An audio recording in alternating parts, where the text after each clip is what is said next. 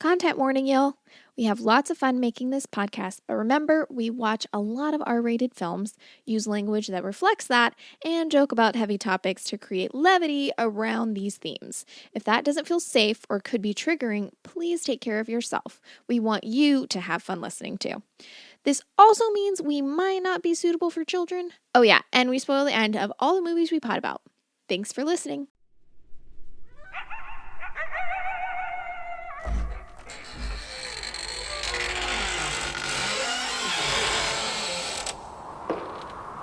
Yankees Annual DocOctShockRocktober Holler-ween Stream Along Spook-a-thon.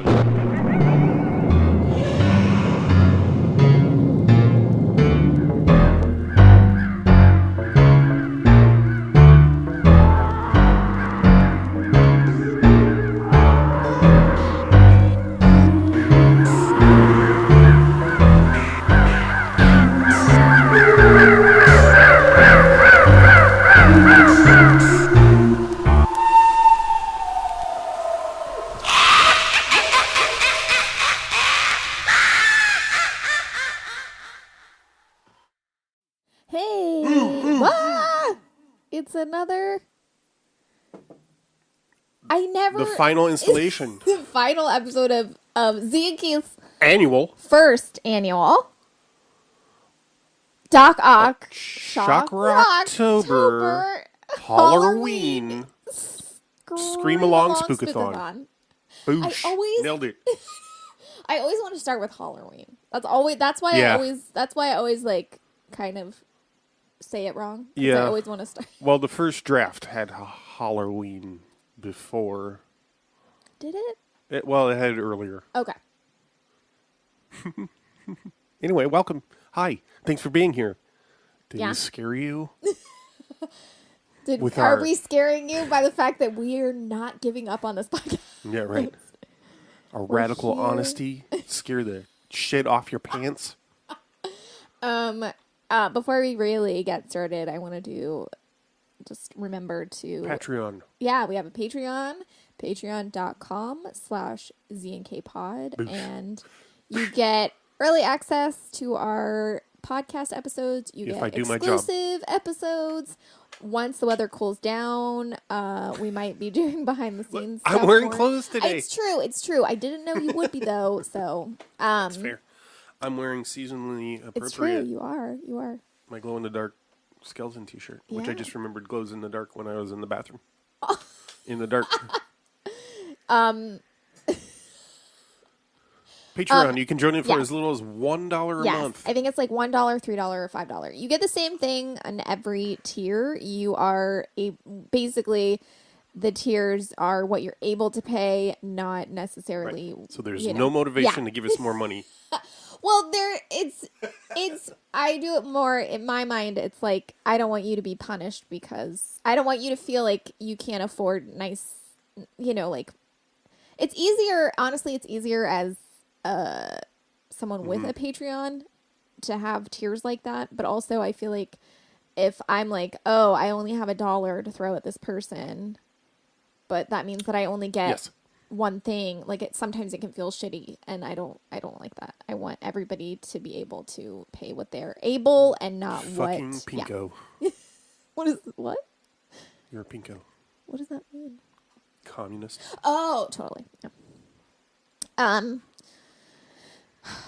Also, we have an Instagram. Follow the Instagram. It's the best thing about the podcast, honestly. Instagram.com/ZNKpod.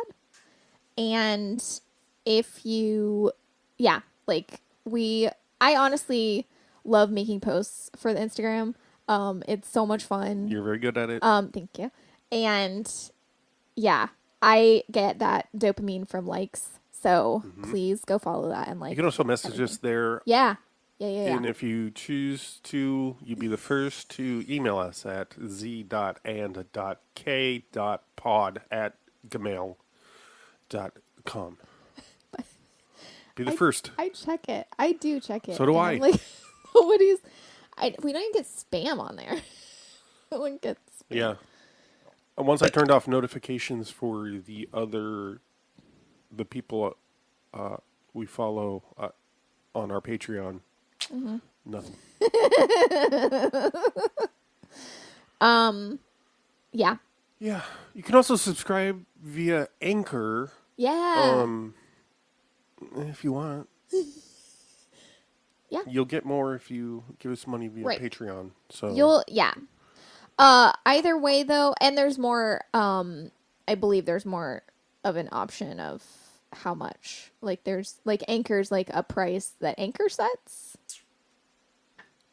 I think we can set it, but there's not like tiers and Right. you can't. Yeah. There's no extra, you can't do extra content or Right. whatever. It's just so it's like straight. you can, which is cool. Like if you'd rather do that, like totally cool. But if you want extras and behind the scenes stuff, you can follow us on Patreon. Yeah. Or become a patron, I mean. And it's exciting to us to have patrons. So, yeah. Yeah. And, you know. And honestly, like, I mean, even if it's, I know some people, like, because I have a separate Patreon for my, for myself, that's just for, like, my writing and stuff like that. For you what now? For my writing and stuff. Do you write?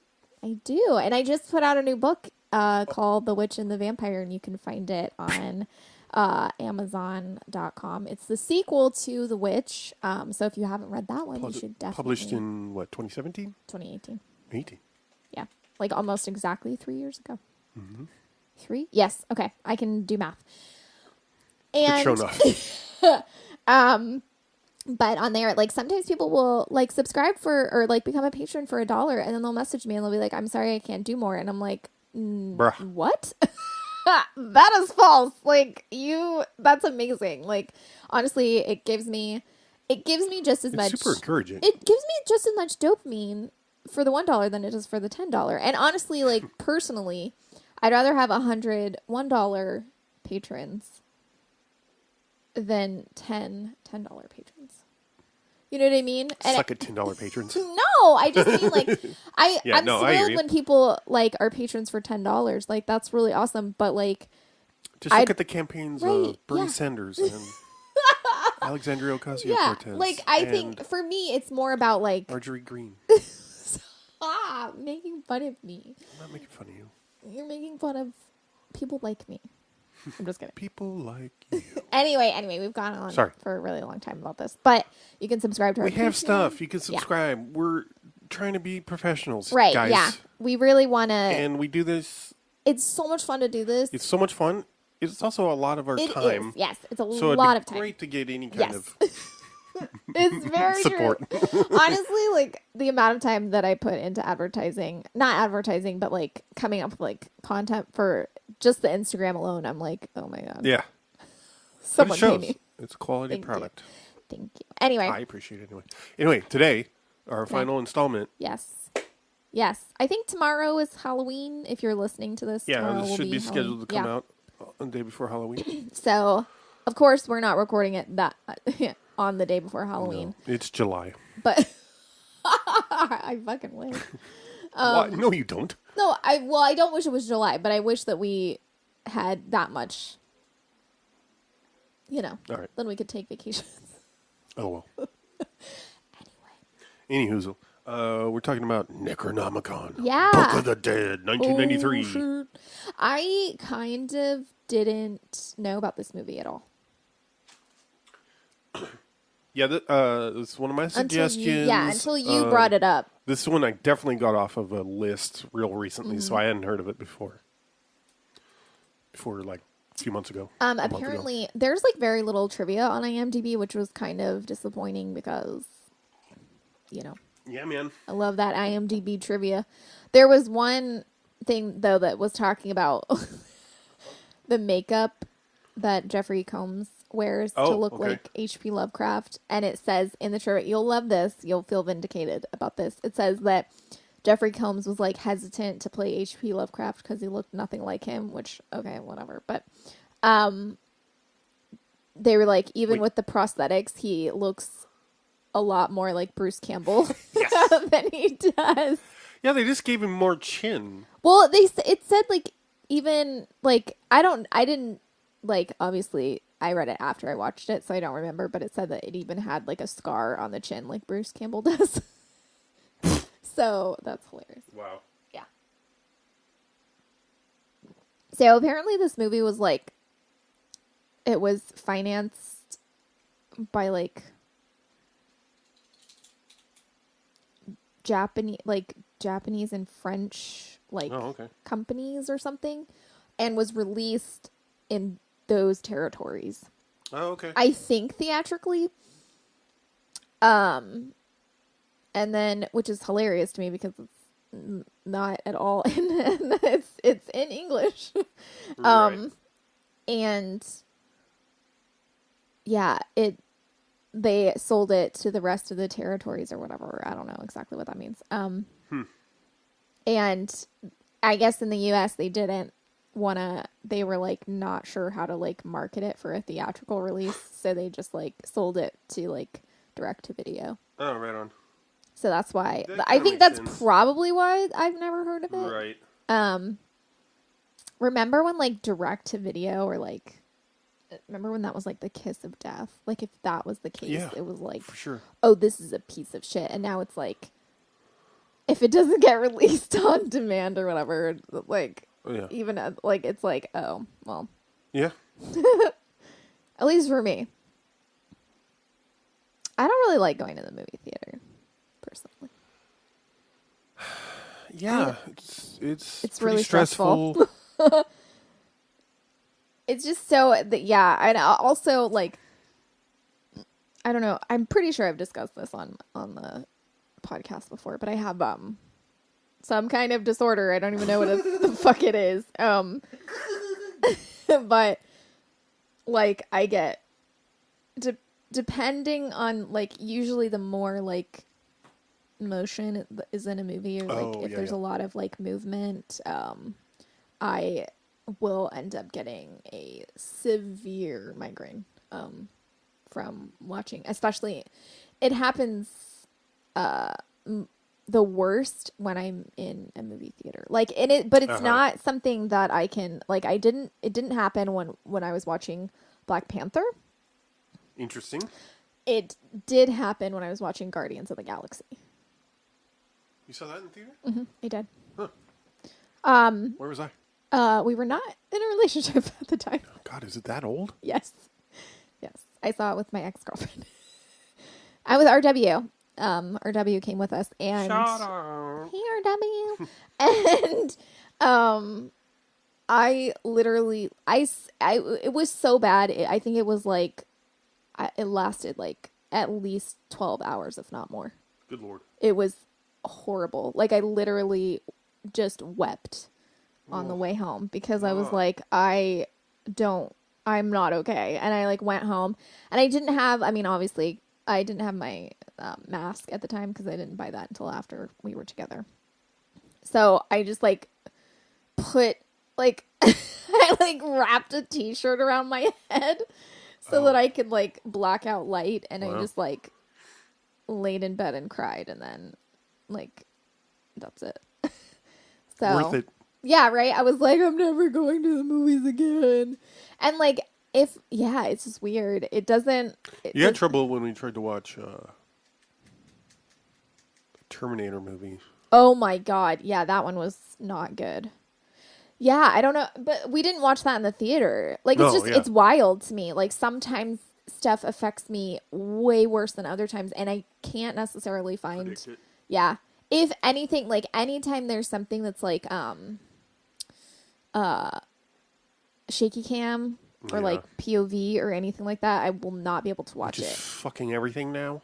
I know. I can't. Like literally, I will get like so fucking sick. Battlestar. Oh God. Like the taking of Deborah Logan. I've told you about this. Like it's a really good movie, but it's shot like documentary style. Right. And it took handheld. Yeah, kind of. And it took literally, it took me a week to watch. It was so good, I wanted to finish it. So I would watch it in like 20-minute increments over the course of like a week so that I could watch it. And it took like 3 or 4 days. I don't know if it was like, in a row. I think I might have taken time between them. But yeah, I couldn't. I would like watch it until I would start getting a little bit like, oof, and then I would stop it and it would be like 20 minutes. What did we go to the theater for last? I think Black Panther. No, I feel like we Oh, went. Star Wars. That's right. The Oof. Somehow Palpatine rise survived. of, the rise of Skywalker. Yeah. The undoing of. God, The Last Jedi was so fucking good. Right. And I will like fight anyone that tries to say it wasn't. It was so good. It did so much. It was honestly, it felt like really feminist, and it was just like it was a good fucking movie. And I I was like, oh my god, Star Wars has been redeemed. And then I went to see the Rise of Skywalker, whatever. And it not only did it undo it, but it just like it wasn't even a good movie. It was Correct. not great. And I was like, oh no. So that was Whoops. God.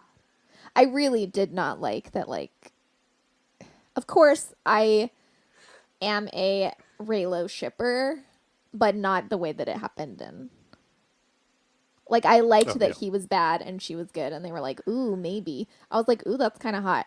But like the fact that he's like, I'm a good guy, just like cool. And he's like, okay, I love you, I'm dead. I'm like, no, I hate this, I hate it, I hate it. Yep.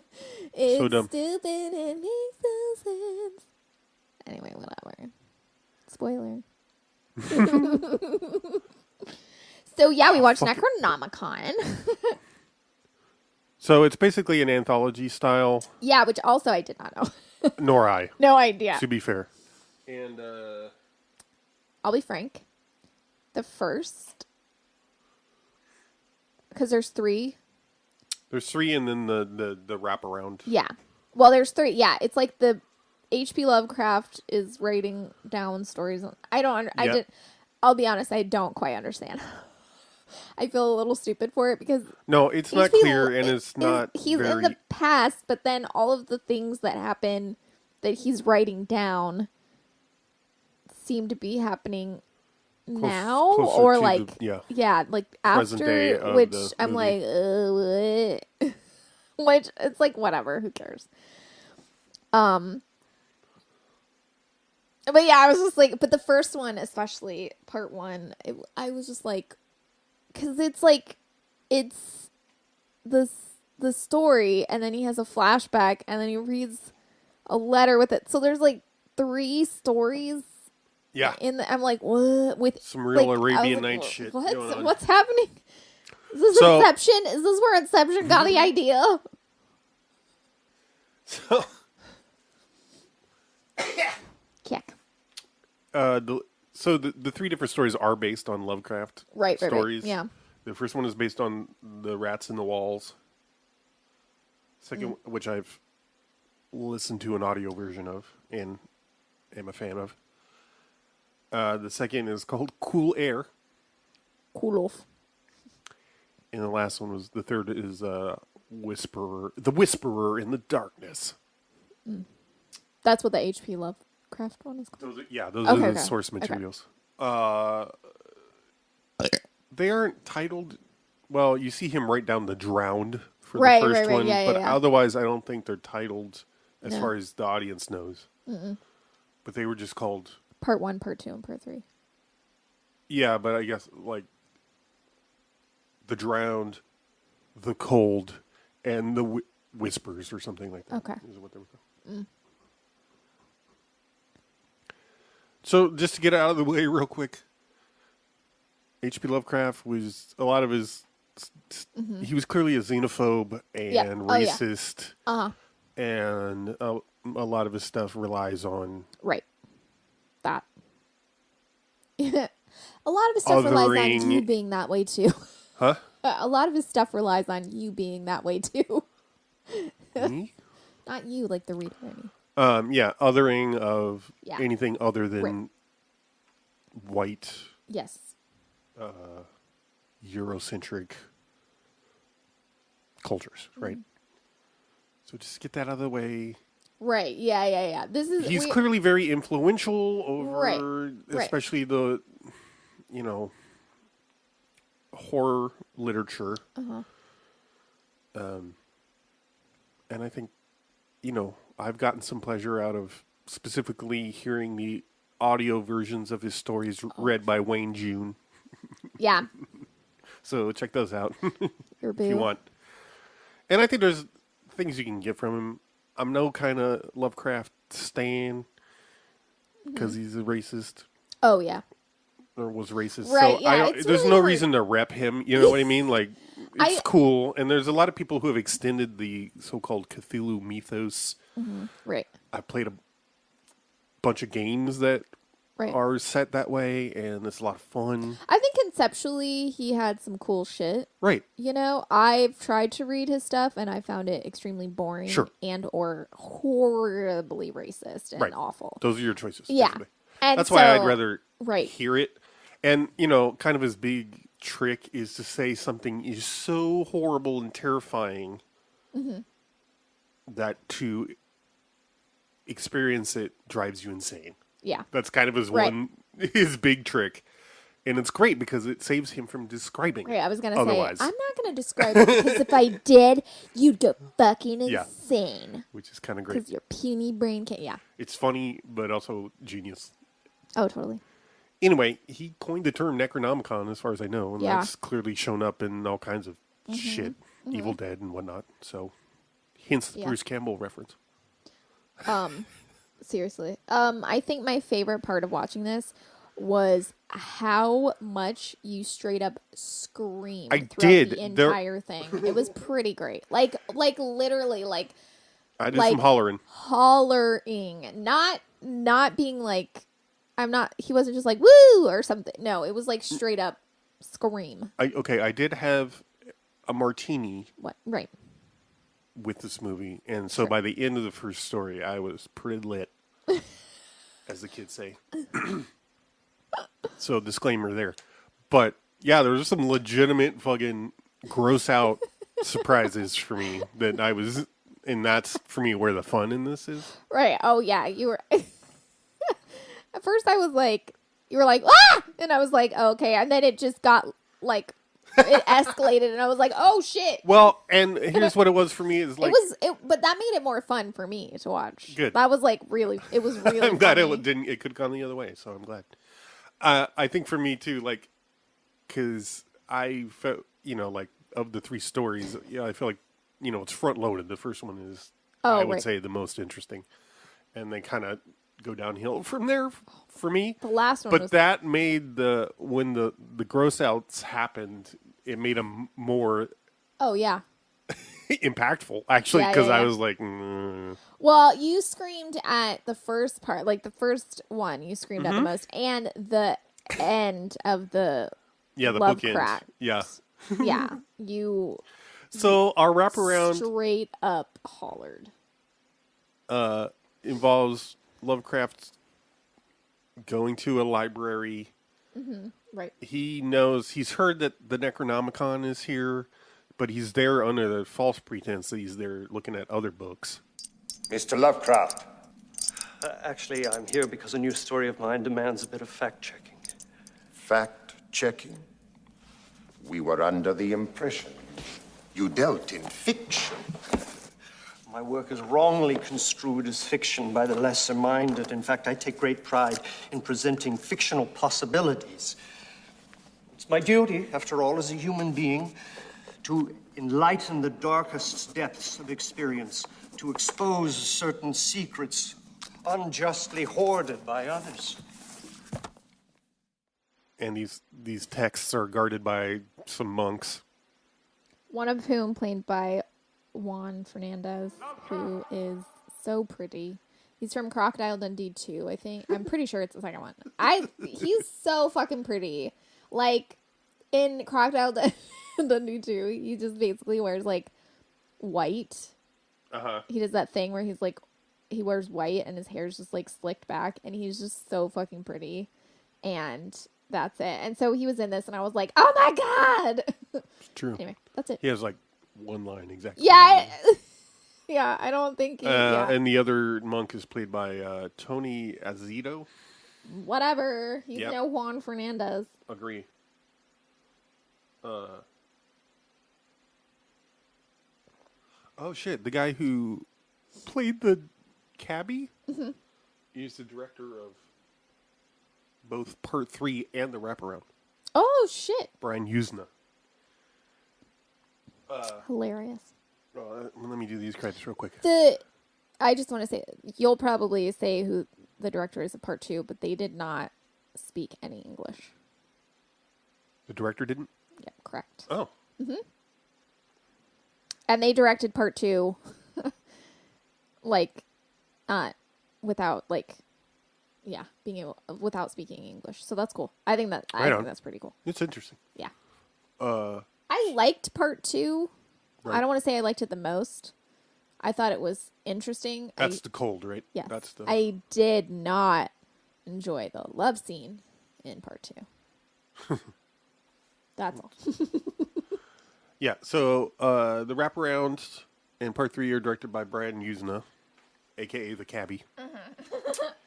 A.k.a.? Part 1 is called The Drowned, as established. That's directed by Christoph Gans. Mm-hmm. Part 2 directed by Shuzuke Kaneko. Apologies for my pronunciation. And then, Part 3 is Brian Usna again. So, our wraparound is Combs playing Lovecraft, trying to sneak a peek at the Necronomicon while writing these 3 stories that we witnessed. I was confused.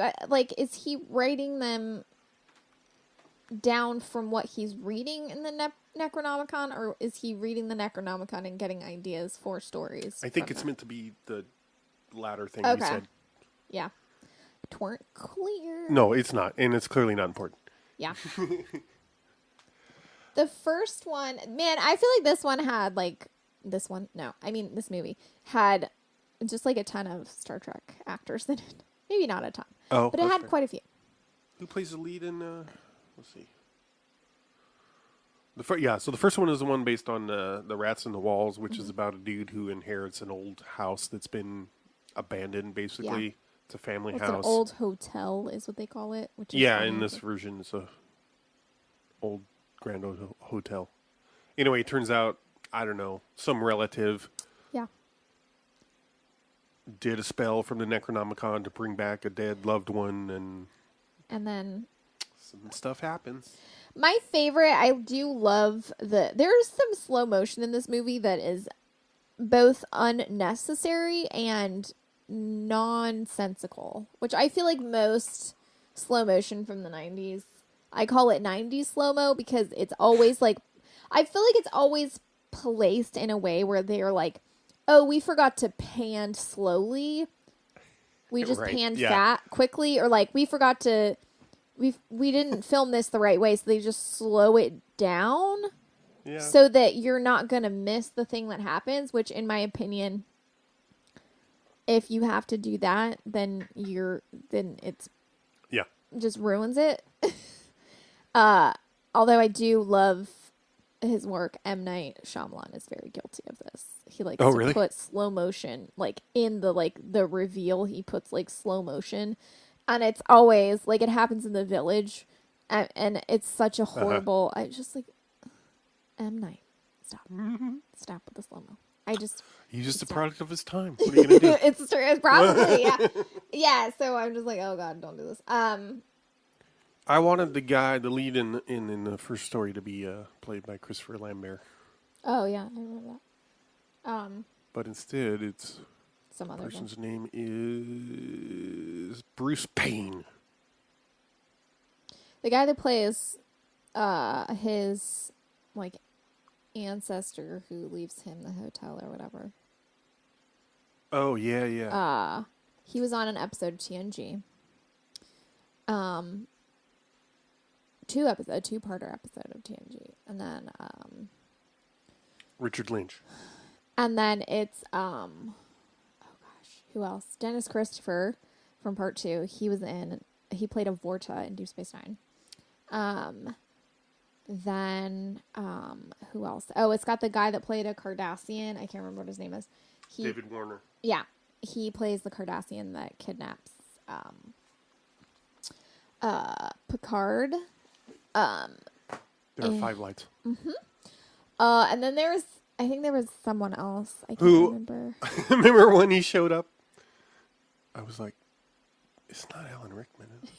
You were like, is that Alan Rickman? I was like, no. And then you said, but you see it, right? Clearly too old to be Alan Rickman in 1993, but like... Right. R.I.P. I know. Oh, God. Such a tragedy. Didn't he die in some tragic-ass way, too? Or was it Alan Rickman? Yeah, the tragic-ass way was cancer. Oh, yeah. Yeah. I thought it was something horrible, like Adrian Shelley, like... Oh, no. Tripped and fell on a bullet or something.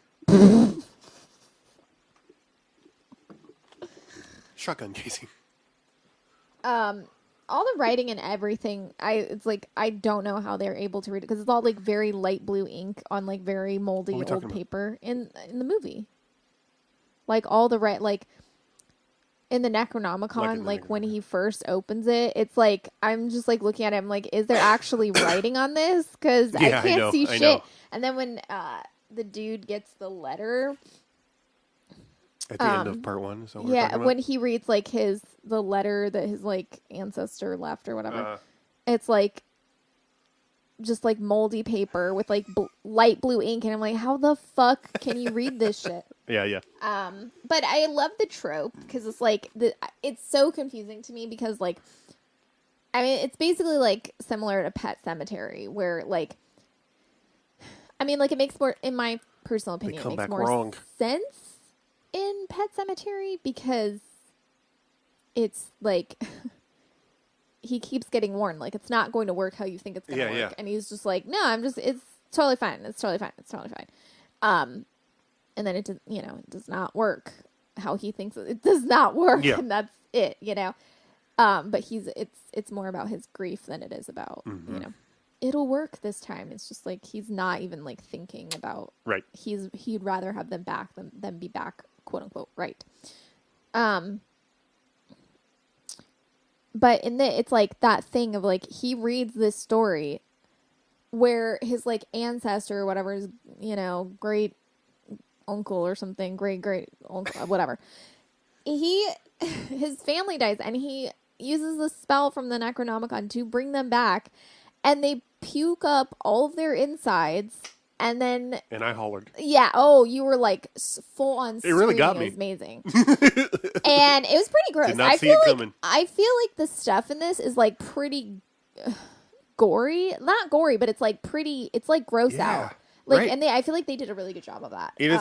Yeah, the stuff that got me. I mean, there's some creature effects, right? But, like, there's a lot of kind of. The stuff that really got me was the, like, body horror. Yeah, there's some body horror in this, and it's pretty gross.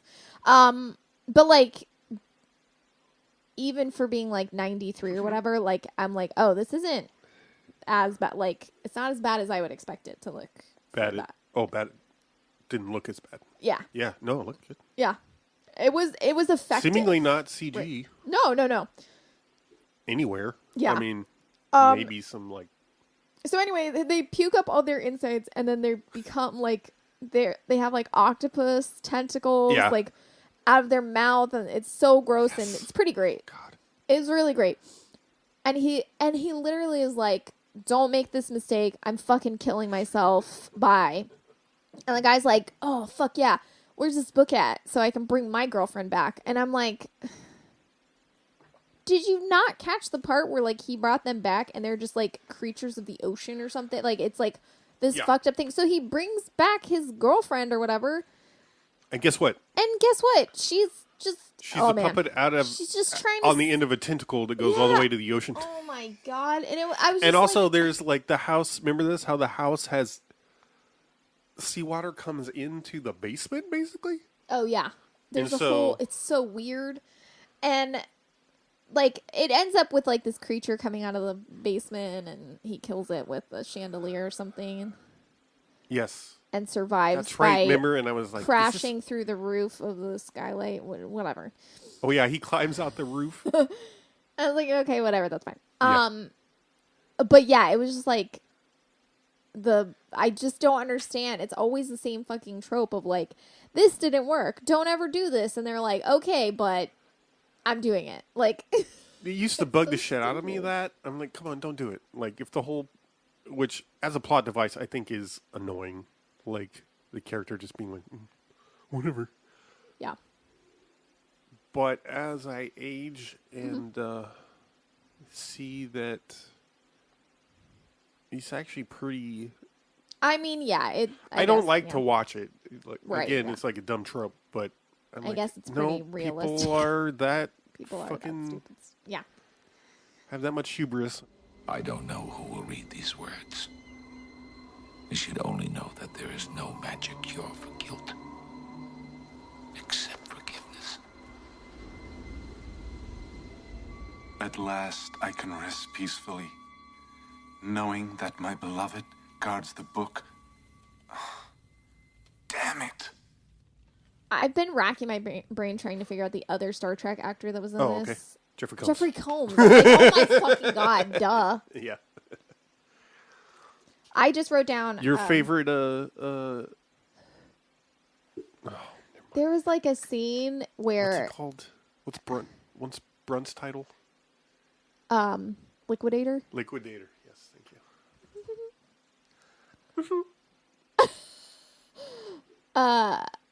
There's a part when he's like, he gets the hotel and he finds out about the Necronomicon and he's looking through all the books to get it and he like moves like these gross cobwebs out of the way and I was like, and he just like shoves his hand in them and moves them out and I was like, it was so gross. And I told Keith, I was like, if you ever stick your hand in a cobweb like that, I'm leaving you. And he said, I stick my hand in a cobweb like that every time I go down on you. And I lost my fucking shit. I laughed so fucking hard. I was pretty close to weeping. It was really funny. Anyway, true story. Keith will probably cut that out. Probably. So you'll never hear it, but it'll be there forever. I just wrote down, I don't remember, there was like a part in it where you said something inappropriate.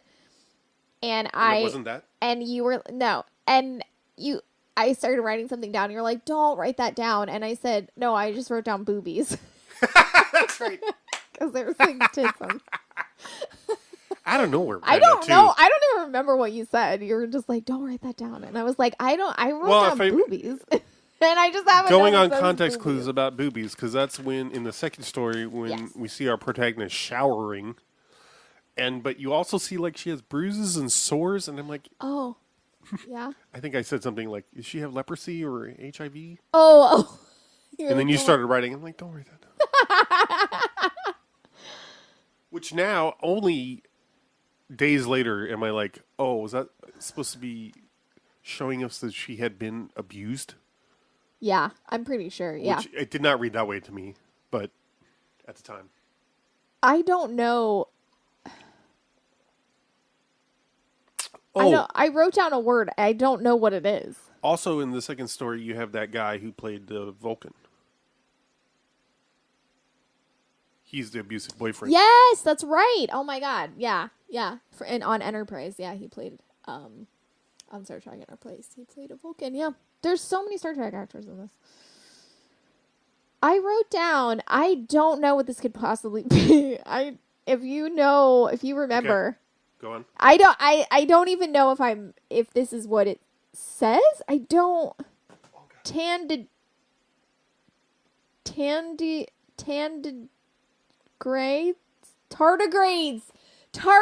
I wrote down tardigrades because that's he says ice bears. No, not ice bears. What's he call them? They're called water bears. Water bears. Yes. Yeah. I was like another Star Trek actor. All right. So many references. Oh god, the sex scene though in the second one, it's horrible for two reasons. One, because like he's so old and she's like supposed to be like 22. And that's just like disgusting to me. And he's supposed to be like 100 years old. Yeah, he's like he's like over 100 years old. But he's like very old and she's like 22, which is gross. But also the way that they're like doing it is so awkward. Like they're just like laying on it. You know what it reminded me of? It's the scene in the Frida movie with Selma Hayek. Totally, when she and Jeffrey Rush. Yep. she ends up in the second one. It's like I thought it was going to be vampirism, and it's sort of like that, but it's not. Part 2 is that we're still talking about? No, it's. It ends up to where spinal fluid. Yeah, like if they inject spinal fluid into themselves or something, they can stay young forever, or they don't stay young. They just stay preserved as is. Right. And but shit has to be real cold. Right, but it has to be really cold, and they can't be out in the sunlight at all. Oh yeah, right. So it ends with like Gary Graham is the guy that played the abusive boyfriend / cool Vulcan. So he was also the lead on the TV series Alienation. Oh right. So he ends up getting her pregnant. And she is then killed. And he's killed too. They're both killed. But because she's pregnant with his baby, his like wet nurse or whatever, who's in love with him, puts spinal fluid in the girl, the 22-year-old. And she stays preserved like forever, meaning that she is just pregnant forever. See, I need this spinal fluid to feel his baby inside me. You see, for years this baby lay inside me, kicking but never born. All we can do is hope. Isn't that right, Lena? That's right, Emily.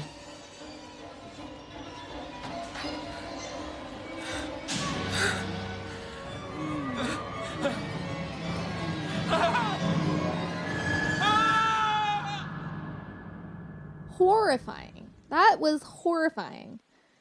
And no. Yeah, it's the scariest thing about this movie. Yeah. And oh my God. I mean, I'm sure any person that's been pregnant probably feels similarly, like, because the one common thing that most pregnant people say is like, I fucking love it. I can't wait to do it again. I mean, like, some people do love being pregnant. Sorry, I just can't imagine. I don't want to be pregnant. Nor I. I do not. I mean, I don't want to be a woman. And I don't. Anyway. It's just, it's horrifying for many reasons. Yep. But, like, also, like, a lot of pregnant people feel like once they get past a certain point, they're like, stop. Well, I was late. So my mom was like, I can't remember. I was like 2 weeks late or something. I don't know. I was like really stupidly late. And my mom was like not happy. And I think it was me. Someone was like, oh, you're still pregnant. And my mom was like, fuck you. Like, I mean, she didn't say that. You. She was just like, don't. She was like, no time. Yeah. She was like, get on my face. I snapped. It's awesome. Nobody wants people to be like, oh, you're so big and pregnant. Right. Everyone's like, shut the fuck up. Anyway, I love having my belly touched without my consent. Oh God. Ugh. Anyway, I think my favorite thing, I one time had a dude be like, oh, you would look so good pregnant. Oh! And I was like, you are in a relationship with someone else. Oh God. And I wanted to throw up. And he was kick just him like, in the nuts? I just think all women look good pregnant. And I was like, well, I guess I know what you're... This starts my journey of not being a woman. Right. Ugh. Yeah. Yeah, some men Thanks for sharing your browser history. Right. I think Anywho, part 3. Part 3, I think, is like... Woo! I don't even... It's so all over the place. Also pregnant. Yes. There's some pregnancy things. So, trigger warning, content warning. There's some pregnancy in this movie. So, if you have, like...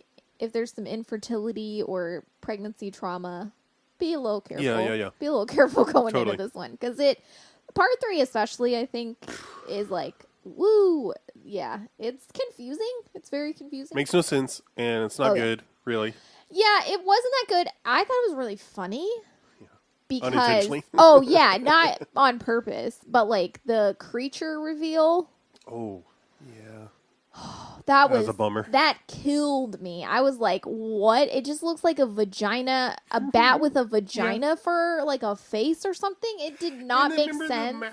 Oh god, it just looks like a vagina. It literally looks like a It's me. I'm in here. Oh god, no, he's like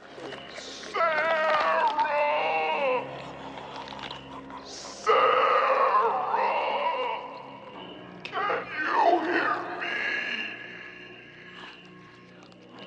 It's me. Oh, I'm here. Alive. They took my mind. oh god, it was horrible. It's like he's talking by like sucking in. Inhaling, He's like, yeah. it's me. Classic.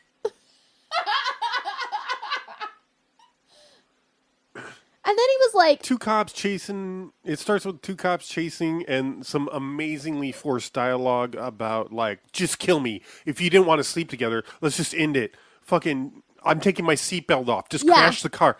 What? or he's like, if you want to kill me, just do it. He's like, I'm taking my seatbelt off. Go ahead and slam the brakes and I'll bash my head against the front. He's like, I'm sorry we slept together. Is that what you want to hear? And I was like, wow, what's happening? Also, she's pregnant from the one time they fucked. I mean, that happened. And I know it's possible, but it's like, she knows she's pregnant, right? Yeah. So how long ago was it? And they're still arguing. I mean, I'm not saying that's not unrealistic. Anyway, it's just a really forced and hilarious premise to me. Right. No, it's, yeah. They're chasing the guy. I forget why. Do they even tell us why they're chasing the guy? He's the butcher. Anyway, turns he's like out a serial killer or whatever that they're after, which doesn't make any sense because he's just in a car. But it turns Nova. It turns out that they're doing the dirty work for some aliens that live in the basement that live off of bone marrow. Or they've developed a taste for bone marrow. Oh my god, but when they take her limbs off and they're just sucking it out of her legs Yep. like a straw. And her arms. Remember, they pull the sheet back and she's got no limbs. Oh, it's rough. But then the humans, have this proboscis that comes out of their mouths. Well, the little creatures, the bat creatures do too. They're Okay. the ones holding on to the leg and being like, yep.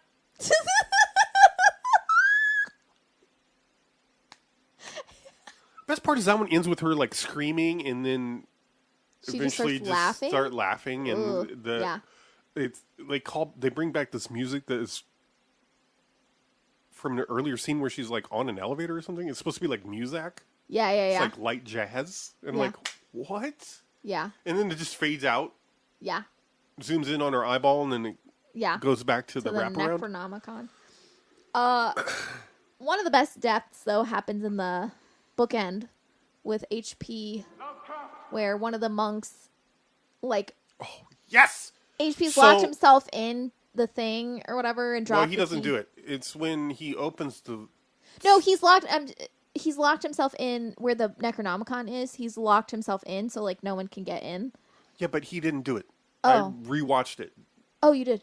Okay. Once he takes the Necronomicon out of the safe, the door closes by itself. Oh, I see. And then he accidentally drops the keys. Oh, okay. Through the grate on the floor. But he's locked in, and he has the Necronomicon, and so the monk is like, "You have to put it away right now, or like it's gonna whatever." Yeah, put the book back because also there's this whole recurring thing at the back of the safe. Yeah. There's like a door that's cracking open and like steam coming out and red light, and also I think this was meant to like announce the individual stories, like a character. Yeah.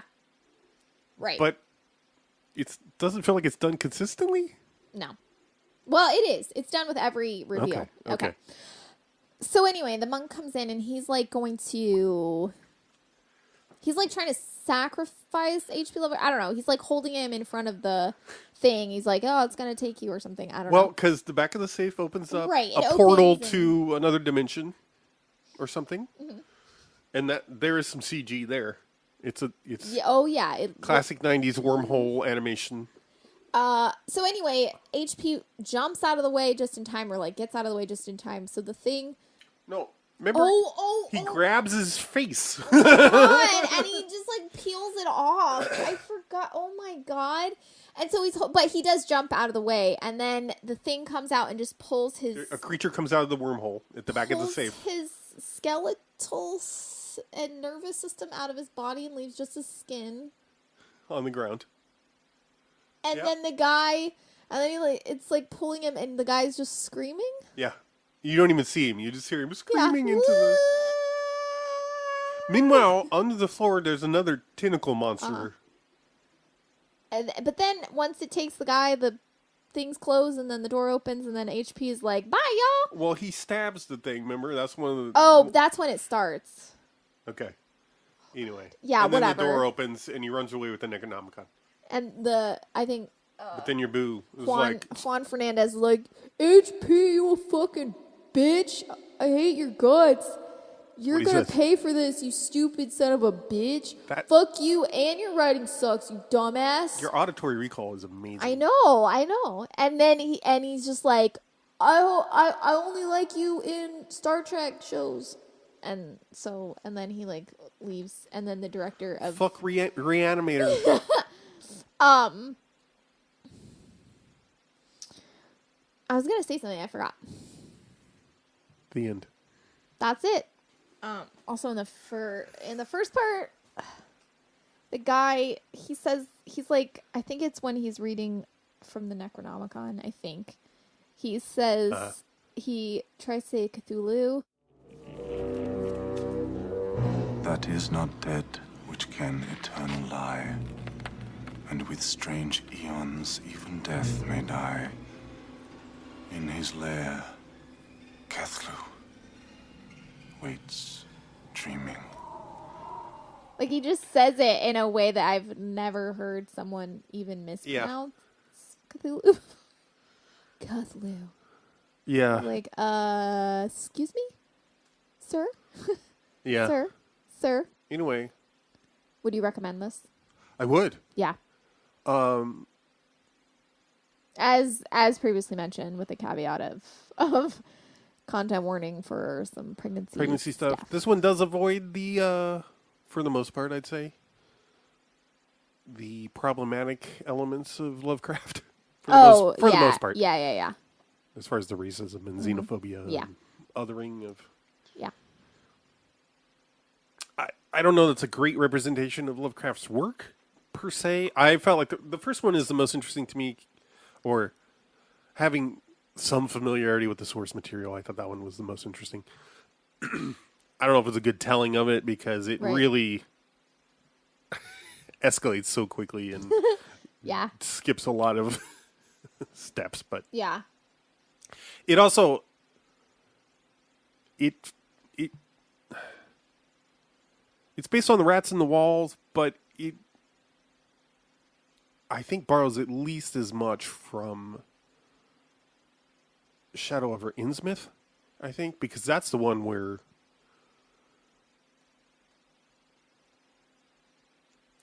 there's a deal made with the fish people in exchange for immortality. So the rats in the walls ends with, spoiler, rats in the walls. So wow. I mean, I think there is like a water creature, but it's not all the stuff with the oldest part of that story with the shipwreck and them coming back to life. That's from a different story. So oh, gotcha. I see. If memory serves, which it rarely does. So yeah. Again, I'll recommend, if you're interested in Lovecraft, listen to the audio renditions read by Wayne June. Yeah. I discovered, sort of by accident, that if you find... There's some of them on YouTube. You can find those Wayne June readings. Pairs nicely with, if you put on at a low volume, some like Sun O records. Right on. Nice. Really nice doomy atmosphere. Doomy atmo. Yeah. Would recommend. Yeah. It's. Yeah, it saved itself for me with the body horror surprises. Yeah. I was worried it was not going to be, because it's a little hokey. It is a little definitely hokey. So I was a little worried that the body horror was not, but it was really like, I agree. It was really redeemable with if you enjoy 90s like body horror, I think you'll like Necronomicon. Yeah, that stuff was It's pretty ridiculous. Yeah. And honestly, the part 3 was, I think, the least sensical, but the funnest. Really? In the sense of I laughed a lot. Yeah. It was because I don't necessarily want to say the funniest, because it's not really funny. It's really dark. It's the most ridiculous. Yeah, but it's just, it makes no sense. Yeah. And it was like the creature reveal was just so ridiculous. Yeah. And it was just yeah. The other ones were more captivating in the sense that I was like, oh, yeah, I could follow the story. This one, I was just like, yeah. What the fuck are you trying to do? Yeah. What is happening? It was just so stupid. And they kept doing twists and turns and yeah, it just made no sense. Yeah. There was a lot of stuff that was just Totally. please stop. Yeah. But yeah. Yeah, I think it was pretty good. But this is the last installment. I know, it's kind of sad. I know. I'm so like, much wow, fun. it went by so fast. It did. I keep being like, oh, I hope I want to watch more horror. And I I'm know. like, oh, wait, we can. I don't know. We can do whatever we want. I don't know. Anyway, spoiled because we had 5 weeks this year. Yeah. Yeah. True. Won't necessarily be the case in the future. We might be able to do. I mean, we could do bonus episode for Patreon or something. Oh yeah. Just so that we can spoil ourselves as much as possible for the years that we don't have a whole 5 weekends to. Oh yeah. Anyway, whatever. You want to do a series summary here, Yeah. or should we do that as a separate recording? No, I think it's good. Episode 1 was Final Destination. Yep. Snow White, A Tale of Terror, The Hidden, mm-hmm. The Vineyard, and then this week's Necronomicon. Yeah. Which one was your favorite? I think The Hidden was my favorite. I think The Vineyard was a great watch, but I think as far as the movies go, for good movies and for I think I really liked The Hidden. Yeah, definitely the best mm-hmm. gem. You'd seen Final Destination and Snow White before. Correct, yeah. I had not seen any of these movies beforehand. Mm-hmm. I think I was most disappointed with Final Destination. Yeah. Because I think it was honestly, I remembered it being a lot more horror than it felt like. It was just was a really quick movie, and I felt like everything happened so fast, and there just wasn't. And the most violent and bloody deaths for the most part happened to women. Yeah. So I was like, So yeah, I just didn't. Yeah, I didn't like it as much as which I was really disappointed in, because I really. I mean, I hadn't watched it in a very long time, so I think I was most disappointed in Final Destination. Yeah. But I think the biggest surprise was The Vineyard. Just overall, just completely surprising. I didn't know what to expect. Yeah. I definitely would never have expected that. That one was, definitely the payoff is. Yeah. Yeah, for sure. The hidden best surprise, hidden gem, kind of. Yeah. Necronomicon was. That was a good runner-up. It was good, yeah. Yeah. I'm very proud of our selections, especially given that. I think Snow White, A Tale of Terror, I think that one I was most worried wasn't going to pay off. Uh-huh. And I think it does and it doesn't. I think it's an interesting movie. But it definitely, the terror part, I think, is misleading. Yeah, agreed. Because like my biggest complaint with that was that they cut, they don't show, like, this sounds like horrible, but they don't show any of the deaths. Or, I mean, they show like, and again, the only deaths they show are of women. Right. And I'm like, y'all, stop. Well, her baby. But they don't show it. Yeah, I know. That's what I'm saying, though. Like, they don't show anything. You're right. And, like, the only thing you see is, like, after her birth, you see she's covered in blood, and you see that there's blood all around her, so you only see her horror at it. Yeah. You know? Right. And so, yeah. True. I think my biggest disappointment, as I said, was that, like, they could have done a lot with, like, generational curses and stuff like that. Totally. But they don't. They don't do anything. It's a bummer. They don't do generational trauma, generational curses, like nothing like that. They don't do anything, but it's so rich and ripe for that. And they even like almost lead into it, and you're like, oh shit, and then they just are like, no, she's an evil witch. And Yeah. like, oh, okay. Yeah. I think it's the most frustrating because it's like the most potential wasted. Right. I think Monica Keena, like I had such a crush on her. But I think as far as like, and I don't think this is Monica Keena's fault, but I think I'm saying I had like rosy glasses on. Yeah. when I was watching when I was watching it like as a teenager. I think like the way that they write Snow White, like she doesn't do anything. Like she's just like a non-character. Yeah. She's just like standing around while everyone else does stuff. And she doesn't do anything. And so it's like, why is the life of a German princess, but you're I like, guess. why am I rooting for you to survive? You're not doing anything. And I don't mean like she deserves to die because of that. I just mean like, there's nothing that she's doing.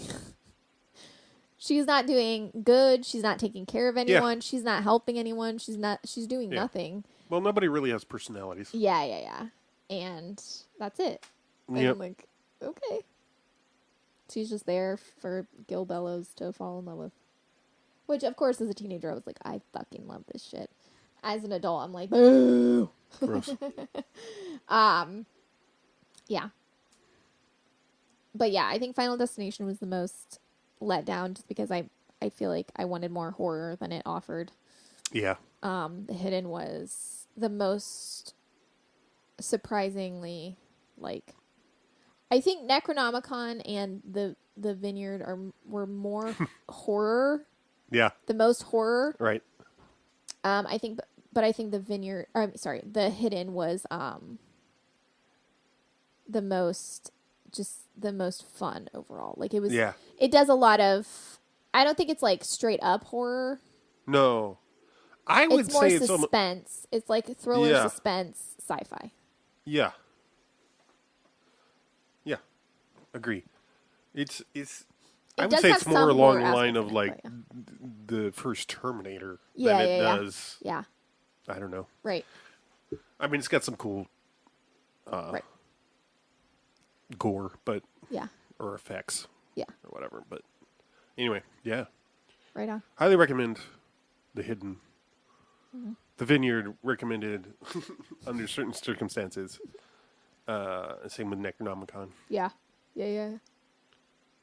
I think Snow White has grown on me, especially since after editing the episode. I'm like, huh. Yeah. Which is interesting.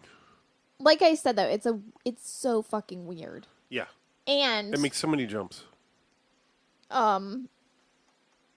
It's also like it does no world building. Right. Exactly. It's just like you already know about Snow White. So like you get it. Why are you telling the story then? Right. It's pretty funny. Yeah. Yeah. Man, I don't want to end it. I don't want to end it. I know it's like the end of the episode. I'm like, let's keep talking because I don't want it to be over. But we'll do this again next year for sure. For sure. Because so much fun for us. Oh Hope God, you I loved enjoyed. It. Yeah. And let us know what you think. Yeah. If you watched any of these movies and let us know how you liked them, if you'd heard of them before or not. Any and recs for next year. Yeah, or in between. Yeah. Yeah, let us know what you want us to check out, and we're listening. We're here. We're not going anywhere. I'm listening. we loved doing this.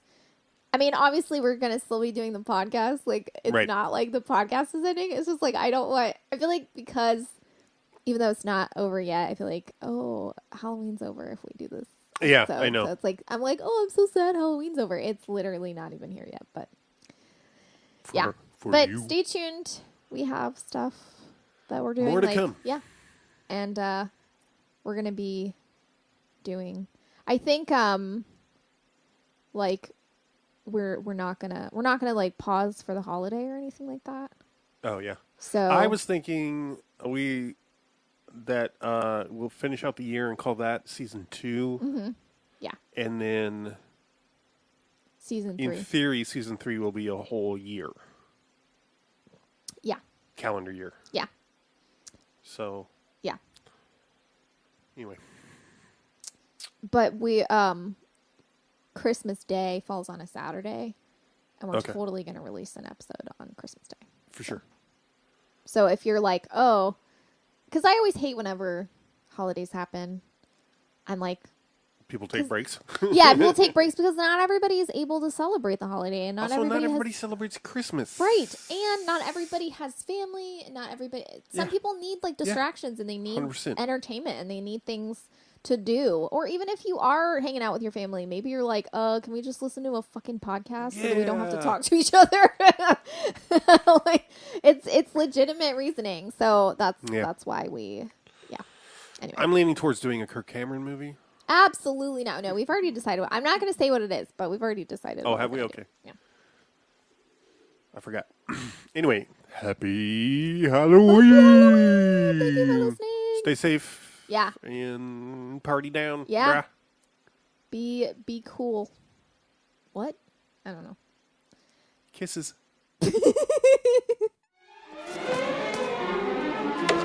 Lovecraft! You don't know what you've done.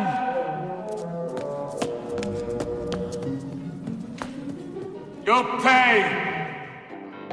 Hey, you. Don't you think that you're too old to trick or treat? No way, 'cause everyone's a kid when it's Halloween. Tricking it to the treats. Tricking it to the treats. Tricking it to the treats. Eating so much candy. Tricking it to the treats. I've got a stomachache. Tricking it to the